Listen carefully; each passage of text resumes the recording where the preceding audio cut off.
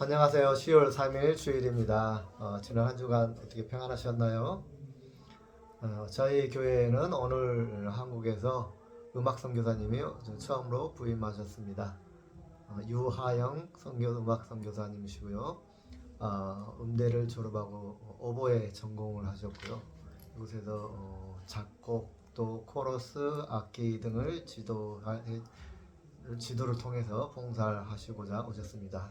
LG라고 하는 회사, 우리나라의 모두가 다 뭐랄까 원하는 그런 대기업을 자퇴하시고 퇴사하시고 선교의 열정을 가지고 1년 동안 오셨습니다. 위에서 많이 기도 부탁드립니다.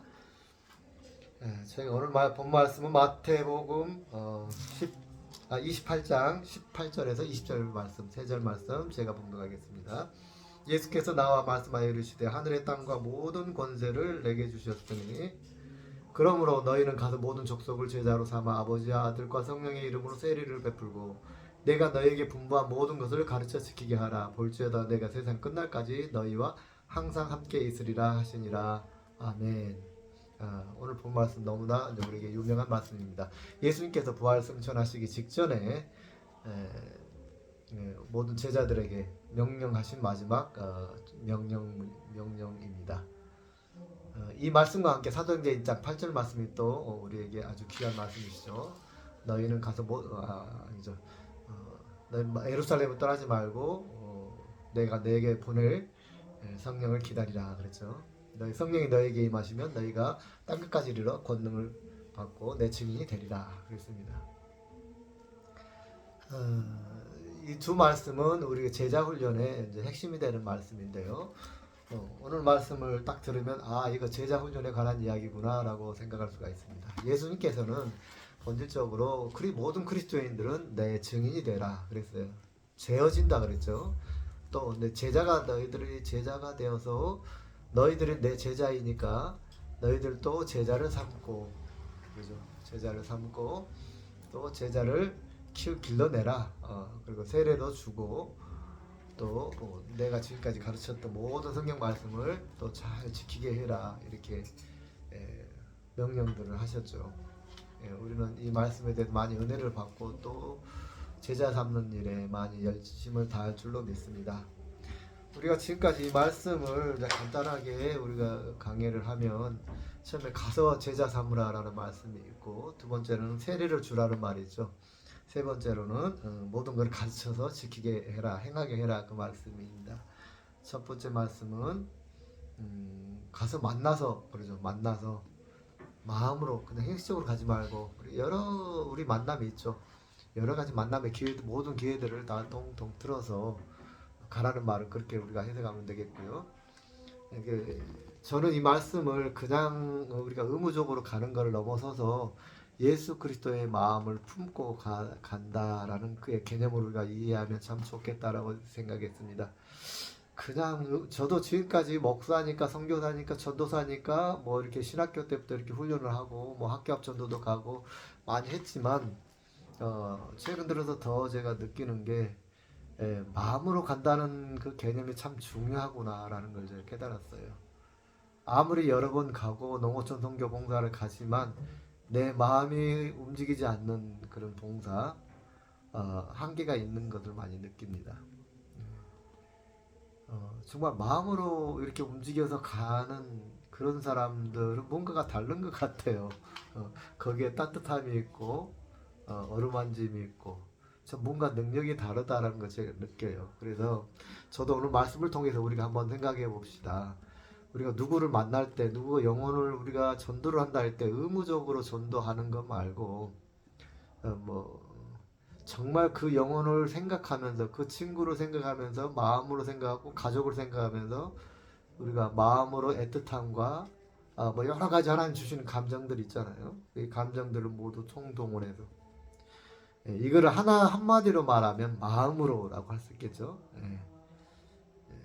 마음으로 다가가서 어떤 사람이든지 간에 두 번째로는 제자로 삼아 뭐 이거 순서가 바뀌었다 어쨌다 뭐 이렇게도 말할 수 있는데 어쨌든 간에 예수님께서는 그냥 관계 정도를 넘어서서 성경의 어떤 부분에는 그리스도의 군사라고 표현했고요. 그리스도인들을 오늘 본 말씀은 제자라고 표현을 했어요. 크리스찬 하면 크리스찬에 대해서 제자, 예수님의 제자 또는 하늘나라의 군사 뭐 여러 가지로 표현하는데 오늘 제자라고 표현을 하고 있습니다. 그래서 예수님 어쨌든 그 시절에는 아직 성령 충만함을 받기 전에 또는 예수님의 정말 고백이 일어나기 전에 이제 뭔가 좀 관심을 가지고 오는 그런 과정들을 다 포함하고 그 다음에 이 제자로 삼아 이거는 아마 아버지 아들과 성령의 이름으로 세례를 베풀고 핵심은 전도라고 하겠죠. 구원의 확신이라고 하겠죠. 세례를 베푼다라는 의미는 구원의 확신을 가지게 한다. 그래서 물론 구원의 확신이 우리 마음대로 되는 건 아니겠지만 일단 우리는 전도를 하잖아요. 전도하는 행위를 갖다가 제자를 삼는다 이렇게 말을 쓰겠죠. 한번 와봐. 정확한 복음 제시 뭐 3분 복음이나 여러 가지 뭐 글 없는 책이나 사형리나 여러 가지를 가지고 전도를 하는데 물론 바로바로 뭔가 그 순간에 성령의 강력한 역사가 나타나서 정말 울고 막 회개가 일어나고 그런 기적, 사도행전의 기적이 일어나면 얼마나 좋겠습니까만은 대부분의 전도 현장이 그렇지를 못해요. 그죠? 일반적으로 어떻게 마지못해서 교회에 오는 경우가 사실은 많아요. 그죠? 친구의 권유로 온다든가 이거를 아마 제자에 삼는다라는 표현으로 우리가 해석을 해도 무난하지 않을까라는 생각이 듭니다. 물론 우리가 생각하는 오리지널 제자는 그걸 넘어서도 고백이 일어난 예수 그리스도의 증이 되는 제자를 말하는데요. 어쨌든 여기에서는 순서적으로 말하자면 일단 전도의 행위를 통해서 마음으로 다가가고 위로하고 상담하고 뭐 격려하고 이렇게 희생하고 봉사하고 하는 모든 과정들을 통해서 예수님의 제자 교회 안으로 인도한 다음에 그 다음에 세례를 베풀고 구원의 확신을 갖게끔 이제 드디어 그리스도인이 되는 거예요. 드디어 그리스도인이 되도록 이렇게 계속해서 돕고 격려하고 서포트를 하고 그 다음에 이제 그리스도인이 되면 그 다음에 뭐예요? 이제 본격적으로 제자 훈련을 하는 겁니다. 본격적인 제자 훈련은 뭐예요? 하나님 말씀을 가르치는 거예요. 하나님 말씀도 살아야 되잖아요. 예수 그리스도의 제자는 하나님 말씀대로 배우고 사는 것을 말하는 거예요. 행함까지. 그냥 제자훈련 교회에서 많이 하는데 이 제자훈련의 참 맹점이 뭐냐면 행동이 없는 제자훈련이 많아요. 졸업 단계만 올라가기 위한 이제 초신자에서 이 새신자에서 이 교회의 이제 구성원으로 뭐 1단계 제자훈련을 마치면 새신자훈련이나 제자훈련을 마치면 2단계를 마치고 2단계 마치면 3단계 하면서 드디어 이제 직분자가 되고 막 이러는데요. 그런 단계를 올라가기 위한 과정으로서가 아니라 정말 예수님의 제자가 정말 그리스도인이 되는 그 과정 이거는 바로 말씀을 행함에 있다는 거죠. 행함. 성경 말씀은 하나님 말씀을 가르치고 배우고 행하는 때까지가 그리스도인이에요. 행하는 때까지. 그래서 참 저 같은 그 모태 신앙자들의 참 아킬레스건이 모태 신앙이거든요. 모태 신앙. 전도도 못해. 그 봉사도 적당히 해. 뭐 이런 게 있어요. 평생 그냥 매너리즘에 빠져가지고 그냥 믿어왔으니까 부모 때부터 믿어왔으니까 그냥 믿는 거예요. 필리핀이 그렇잖아요. 필리핀이 모두가 다 캐톨릭이라고 해요. 그리스도인이라고 해요. 그런데 나도 모르게 응애하고 태어나 보니까 나는 캐톨릭인이 됐고 영세를 받았고 대부분의 90% 이상이 그래요. 근데 뭐 전도하라 그러면 못해요. 절대 못해요. 전도하라 그러면 못해. 그냥 모태신앙자들을 그냥 몽땅 모태신앙자들이 모태로부터 시작해서 모태신앙들로 가득 차 있는 나라가 바로 이 필리핀이에요. 근데 여기서 핵심이 뭐예요? 20절 말씀 모든 것을 가르치고 그 다음에 뭐예요? 지키게 하라, 행동하게 해라거든요. 행함이 있어야 된다는 거죠. 신앙은. 그래서 신앙은 행함이 없으면 속된 표현으로 꽝이다 그러는데 자, 여기까지 우리 잘 알 거예요. 제자 삼아 우리나라에서는 제자 삼는다 해가지고 이 말씀으로 통해서 이제 제자 훈련을 시작하죠 보통. 여기까지는 여러분들도 많이 설교를 통해서 거의 비슷비슷하게 해석되어진 말씀들을 은혜를 받으셨을 겁니다. 오늘 제가 특별히 묵상하고자 하는 부분은 이 본문 19절 말씀이 아니고요 18절 20절 말씀입니다. 오늘 이제 묵상하면서 제가 좀 내 마음에 왔던 말씀이 뭐냐면, 그래 제자 훈련을 해야 된다는 당위성을 이 말씀을 가지고 우리가 깨닫게 되고 제자 훈련 해야지요 그러면서 제자 훈련반에 들어가기도 합니다. 또는 이미 제자 훈련반에 들어가서 제자 이 말씀으로 공부도 합니다. 그런데 이 말씀에 진짜 숨겨져 있는 핵심이 무엇일까 하는 것입니다. 그게 바로 18절과 20절 말씀이더라는 거예요. 20절 말씀을 보니까 내가 볼지어다 내가 세상 끝날까지 너희와 항상 함께 있으리라 하시니라 그랬습니다. 이 말씀이 굉장히 오늘 말씀에서도 이제 이 다음 단계, 그래 제자가 됐어 그 다음에는 어떻게 하는데 라는 부분에 핵심적인 말씀인 것 같아요. 예수님께서 동행하신대요. 부활 승천하셨잖아요. 우리가 없잖아, 이 세상에 없잖아요 예수님이. 그럼에도 불구하고 우리와 동행하신다고 그랬어요. 어떻게 동행하셔요? 우리가 이제 신학적으로 풀어보면 이거 뭐 말씀으로 동행하신다. 이미 기록된 말씀 안에 예수님의 가르치심이 있잖아요.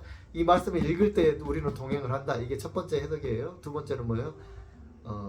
영적으로 이제 좀 신비주의, 은사주의 쪽에서 주로 강조하는 내용인데, 영적으로 실질적으로 우리와 함께 하신다. 그래서 우리가 기도할 때 응답하시고, 이게 뭐 우리가 사탄을 쫓아낼 때 하나님께 역사하시고 뭐 이런 걸 말하는 거예요. 성령의 충만한 속에서 나타난 여러 가지 신비와 그 기적과 은사들을 말하는 것이죠. 이 두 가지로 해석할 수 있는데, 하나님께서 예수님과 우리가 또 항상 동행할 수 있는 방법 두 가지, 하나는 말씀을 통해서, 또 하나는 실제적인 기적과 이적을 통해서, 또 내 삶 속에서 내가 뭔가 결정해야 될 때, 선택해야 될 때 정말 주님께서 나에게 오셔서라는 것, 성령께서 나에게 오셔서라는 것이죠. 이렇게 우리께 주님께 동행하신다고는 것입니다. 이 말씀이 이제 굉장히 저에게는 그 은혜가 됐어요. 그 근거가 뭐냐면 18절 말씀이에요. 예수님은 이미 우리를 떠나셔서 천국에 가버리셨는데, 그죠? 18절 말씀 뭐예요? 예수께서 나와 말씀하시되 이르되 하늘과 땅의 모든 것을 내게 주셨으니 그랬어요. 하늘과 땅, 세상의 모든 권세를 예수님께 이미 주셨다, 부여하셨다. 누가? 하나님께서, 그죠? 이미 부여함을 받고 이 땅에 왔으니, 그런데 지금 이 말씀하신 시점이 무엇입니까? 부활 승천하셔서 이제 하늘나라로 승천하시기 직전이에요. 하늘나라로 승천하면 여기 없는데 왜 이런 말씀을 하실까? 속대편으로 왜 예수님이 우리 함께 있지도 않을 것이면서 왜 이딴 말씀을 하시나요? 라고 우리 생각할 수가 있어요. 그래서 이 말씀이 하늘과 땅의 모든 것을 내게 주셨으니 내일 모레 부활 승천해버리면 나하고 상관이 없는데 왜 이 말씀 하셨나요? 그리고 그 다음 마지막에 내가 세상 끝날까지 너희와 항상 함께 하시겠다라고 약속하셨어요. 부활 승천에서 예수님이 우리와 상관이 없는 존재가 되는 게 아니고 여전히 어떤 형태로든 우리와 동행하신다. 그 파워풀한 모든 권세를 가지신 하나님께서, 예수님께서, 모든 권세를 부여받으신 예수님께서 세상 끝날까지 너희와, 누구와? 바로 여러분과, 또 나와, 저와 여러분과 동행하시겠다는 약속이에요. 제자 훈련을 크게 나누어서 오늘 본 말씀은 제자 훈련을 명령하셨어요. 그리고 나서 내가 동행하겠다, 걱정하지 마라, 그겁니다. 우리가 제자 훈련, 전도 훈련, 뭐 여러 가지 훈련들이 교회 안에 많이 있습니다. 그런데 항상 이런 훈련을 접할 때마다 우리 마음속에 뭔 마음이 들어요? 부담이 있어요. 저도 부담이 있어요. 여러분, 목사라고 없는 줄 아세요? 전도하면 저도 부담이 만땅해요. 앞으로 끌고 나가다 리더자 위치에 있으니까 안 그런 척 할 뿐이지, 전도하면 저도 부담이 있어요. 부담 없는 목사님들 거의 없을 거예요. 그런데 어떤 분들이 부담이 적거나 없느냐, 이 말씀, 이 권세한 능력이 현실화되신 분들, 이런 분들이 목사건 집사건 아니 평신도건 간에 예수님이 나와 함께 하신다. 그 말은 뭐예요? 예수 믿는 자는, 예수님이 제자라고 한다면 나에게 이미 예수님의 권능이 있다라고 믿는 사람을 말하는 거예요. 내가 예수님이 제자예요. 여러분 예수님 제자예요. 맞습니까? 아멘 하셨습니까? 그렇다고 하면 여러분에게는 이미 예수님의 권능이, 예수님이 받으셨던 세상 하늘과 땅의 모든 권능이 이미 있다 그 말이에요. 왜? 지금도 예수님께서 나와 동행하시니까, 저희와 동행하시니까 이걸 믿는다는 것이 굉장히 중요하다는 걸 제가 느꼈어요. 제가 전 교재를 이제 정리하다가 다락방 여러분 아시죠? 다락방 2단으로 지금 되어 있는데요. 다락방이 굉장히 파워풀하게 부흥했었거든요. 그 부흥했었던 이유가 무엇이냐라고 제가 한번 봤어요. 오늘 우연히 옛날 교재를 한번 찾아봤더니 복음 제자 훈련이나 복음이나 이런 거는 다 똑같아요. 그러죠? 우리 사역리를 통해서 우리 다 복음 전하잖아요. 그런데 여기서 특별한 걸 제가 발견한 게 뭐냐면 복음을 증거하는 데까지는 다 똑같아요. 그런데 그 다음에 그래 내가 복음 증거자로서 또는 하나님의 제자로서 내가 이미 하나님의 권능을 가지고 있다라는 사실을 내가 항상 인식하고 믿고 나아간다는 거예요. 이 부분이 이 다락방이 굉장히 강하다라는 거예요.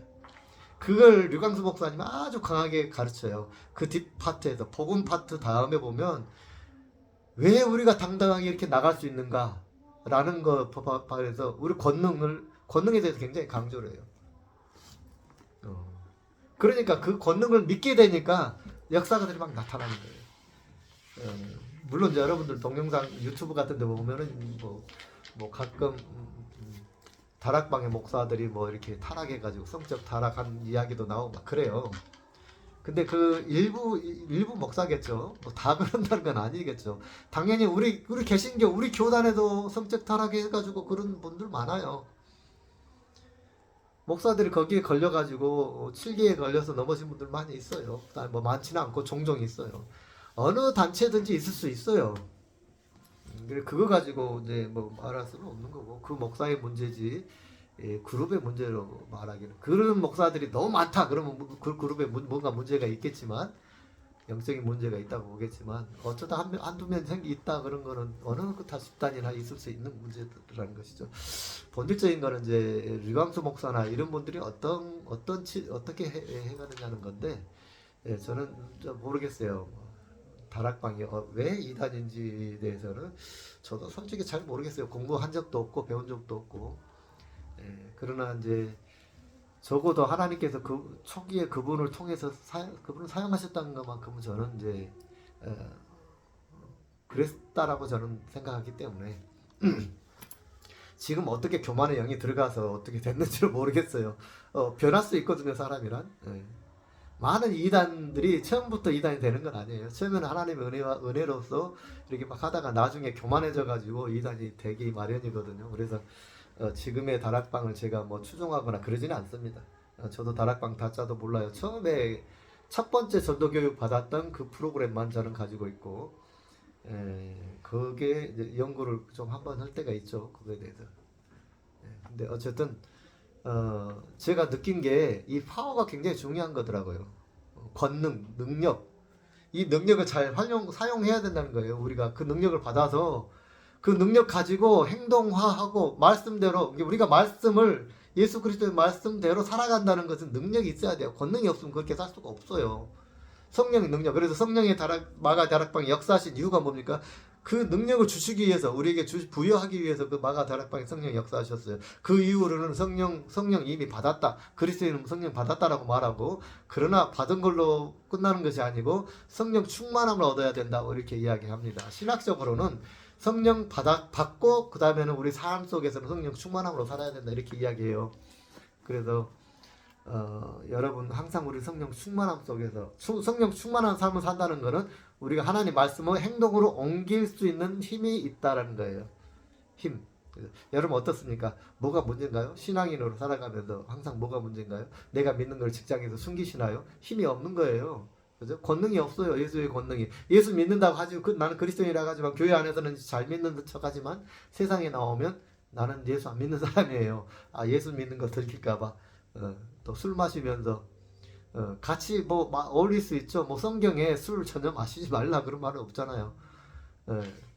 우리 교단 법에 술 마시지 말라 해서 그렇지 성경에는 때때로 병 치료를 위해서 뭐 포도주를 조금씩 하라고 권면한 적도 있고 술 마시는 거에 대해서 우리 한국 개신교가 금해져 있는 것이지 다른 데서는 금지는 되질 않아요. 그러나 그것이 유용하진 않기 때문에 독주를 마시지 말라, 술 취하지 말라, 뭐 이런 말씀이 있잖아요. 그래서 술로 인해서 죄짓지 말라 그 뜻이죠. 그렇기 때문에 우리가 성령 충만함을 입게 되면 술이 그렇게 걱정이 안 돼요. 걱정할 필요가 없어요. 성령 충만한데 어떻게 술에 취해 쩔어서 그렇게 살 수 있겠습니까? 그건 말도 안 되는 거예요. 성령 충만하면 저절로 술이 멀리 돼요. 멀리 될 수밖에 없어요. 가끔 어쩌다 함께 분위기나 사회 이런 거에 의해서 술을 마실 수 있겠죠. 포도주 한잔 할 수 있겠고 맥주 한잔 할 수는 있으시겠지만 그런 것이 내 신앙의 삶을 영향을 미치지는 않을 수 있는 것이죠. 그게 성령 충만함이라는 것이죠. 성령 충만함. 율법은 뭐냐면 그래 누구 맥주 한잔 마셨어 이거 큰일 나. 집사가 장로가 술 마셨어 이거 큰일 난 거야. 이거는 우리 징계해야 돼. 이게 율법이에요. 성경에도 나오지 않는 율법, 없는 율법, 만든 율법이에요. 우리 교단에. 물론 이거는 그 시대적 우리나라의 민족성 때문에 필요한 율법이기도 합니다. 또 했었죠. 어쨌든 괜히 술 이야기가 나왔는데요. 예수를 믿는다는 것은 권능이다 그 말이에요. 권능. 결론은 술의 유혹도 담배 유혹도 또 그 약물의 유혹도 이겨낼 수 있는 권능을 부여받았다 그리스도인이라면 이 말씀 드리려고 하는 거예요. 그것이 죄다 아니다 뭐 막 이런 걸 따지기 이전에 좋지 않는 것, 나쁜 것, 악으로 인도하는 모든 요소들을 이겨낼 수 있는 권능을 얻었다라는 말을 하려는 거예요. 그게 그리스도인이에요. 그래서 아무리 술 담배 안 한다 할지라도 권능이 없어요. 전도할 능력도 없는데 무슨 그리스도인입니까? 전도할 의지도 없어요. 그리스도인이나요? 모태신앙이에요. 모태신앙. 저같은 모태신앙. 그리스도인이 아니에요. 이런 거. 그래서 오늘 말씀의 핵심이 뭐냐? 그리스도인이라면, 예수님의 제자라면 권능이 있어야 된다 그 말이에요. 그리고 그 권능은 이미 예수님께서 약속해 주신 거예요. 우리가 그동안 이렇게 모태신앙으로 이렇게 뭔가 좀 매너리즘에 빠져 있으셨다면 다시금 오늘 말씀을 통해서 우리가 새롭게 하시기를 원합니다. 믿음을 가지시기 바랍니다. 예수님께서 지금 나와 함께 하신다라는 믿음을 가지시기 바랍니다. 그러면 환자에게 가서 기도 못할 일이 없는 거예요. 모든 거 하나님께 맡기세요. 믿음을 가지세요. 그리고 환자를 위해서 기도하세요. 암 환자가 있습니까? 위해서 기도하세요. 그냥 생각나는 대로 마음에 울림이 있는 대로 그냥 기도하세요. 뒷일은 걱정하지 마시고 뒷일은 하나님께서 하시는 거예요. 하나님 권한에 있는 거예요. 나는 믿음을 가지고 기도하는 거예요. 우리는 공동체를 가지고 하나님 말씀에 뭐예요? 병든 자가 있느냐? 너 기름을 부어주고 위에서 통성으로 기도해라. 모여서 합심해서 기도해라. 그럼 그 자리에 내가 있겠다라고 예수님 약속해 주셨잖아요. 사람이 모인 곳에 있다라고 내가 함께 하겠다라고 약속해 주셨잖아요. 그리스도인이란 그 약속을 믿고 행하는 자예요. 믿음을 가지고 근데 우리가 기도한다 그래서 우리가 기도해가지고 안 나오면 어떡해? 암인데 그런 걱정을 하들들 말라 그 말입니다. 아멘. 그냥 믿음으로 기도하세요. 믿음으로 상담해 주세요. 문제 아들이 있으면 믿음으로 같이 마음으로 다가가 주세요. 저도 그럴 때가 많이 있어요. 뭔가 정말 나도 머리로는 해결할 수 없는 그런 문제들이 목회하다 보면 있을 수 있어요. 그런 상담을 가지고 오시는 분도 있을 수 있어요. 근데 내가 해결해 주려고 하니까 부담이 되는 것이죠. 내가 뭔가 목사니까 뭔가 답을 내줘야 된다고 생각하니까 부담이 되는 거예요. 그러나 그 답은 저에게 있지 않아요. 하나님 앞에 있는 거잖아요. 부담 갖지 않고 하나님을 의지하고 하나님의 함께 이 시간 하실 것이다 라는 걸 의지하고 같이 가서 가지고 상담해주고 같이 이야기해주고 들어주고 하다 보면 성령께서 함께 역사하신다는 걸 믿으시라 그 말입니다. 성령께서 예수님께서 나와 지금 동행하신다. 내가 가는 이 길, 내가 구역원을 위해서 가는 길, 내가 병 신방을 가는 이 길, 내가 전도하러 가는 이 길에 예수님께서 성령께서 함께 하신다는 믿음이 있으시다고 한다면 두려울 게 없다라는 것입니다. 우리는 두려워해서 전도를 못하러 가죠. 이러다가 부모 학교 합정도 어린이들 막 뭐 유괴범으로 몰릴까봐 학교 합정도 못해요. 우리 세서식반이라는 거 있잖아요. 세서식반은 아이들 데려다가 이렇게 막 저기 하는 건데, 물론 시대적 상황이 어려우니까 막무가내로 옛날처럼 데려오지는 못해요. 옛날에 제가 전도사 때는 그냥 차 딱 대기해놓고 앞에서 몇 명이 가서 막 전도해가지고 갈래해가지고 약 1시간이면 돼 해가지고 꼬셔가지고 막 차에 태워가지고 납치하듯이 데려와서 1시간 하고 탁탁 데려다 주는 거예요, 집에. 그때는 반납치였어요. 그런 식으로 전도했지만 지금은 그렇게 하면 큰일 나잖아요. 방법은 바뀔 수 있지만 지금도 보니까 우리 이제 금복교 사모님 그 교회는 지금도 세수식반 해요. 어이구 어떻게 하세요? 제가 깜짝 놀래고 어떻게 하시냐고 그러니까 다 방법이 있대요. 옛날처럼 납치하듯이 하진 않지만 지금도 아이들이 온대요. 그렇게. 여러분 못한다고 생각하잖아요. 어린이 전도 끝났다고 생각하잖아요. 학교 앞전도 끝났다고 생각하잖아요. 어떻게 어린이 전도해? 주일학교가 막 줄어들고 있잖아요. 지금도 전도한다니까요. 세상에 이렇게 문화가 무섭습니까? 하나님의 권능이 무섭습니까? 하나님의 권능을 믿으면 되는 거예요. 혹시 어린이 전도 하고 싶은 분이 있으면 저한테 연락하세요. 금복교회 사모님하고 연결시켜 드릴게요. 또는 한국 어린이 전도협회 가시면 돼요. 거기 보면 많은 노하우들이 있어요. 물론 지금 많이 어렵지만 그래도 하나님 말씀은 살아있고 어려운 거를 능가하는 창조의 하나님이심을 우리가 믿어야 됩니다. 우리가 믿으면 됩니다. 믿지 못하기 때문에 안 되는 것이죠. 우리가 그 믿음을 가지고 저도 이 성경 현장에서 그 믿음의 제자가 되려고 노력하고 있고 그렇습니다. 믿음으로 전도하고 선교하고 여러분도 여러분의 교회 환경 속에서 여러분 교회 환경 속에서 믿음으로 여러분이 굳굳하게 나아가 보시기를 그렇게 하시기를 그런 예수님의 제자들이 믿음을 가진 제자 오늘 그런 제목이 예수님 제자와 믿음입니다. 제자와 권능입니다. 제자와 권능. 권능 있는 제자가 되라 그 뜻입니다. 권능 있는 제자가 되자. 믿음을 가진 제자가 되자. 오늘 말씀의 핵심 말씀드리면서 마치도록 하겠습니다. 우리 모든 성도님들 정말 권능을 믿는 예수 그리스도의 권능을 믿는 그런 예수님의 제자들이 다 되시기를 간절히 축원합니다. 기도하겠습니다. 영광의 주님 감사합니다.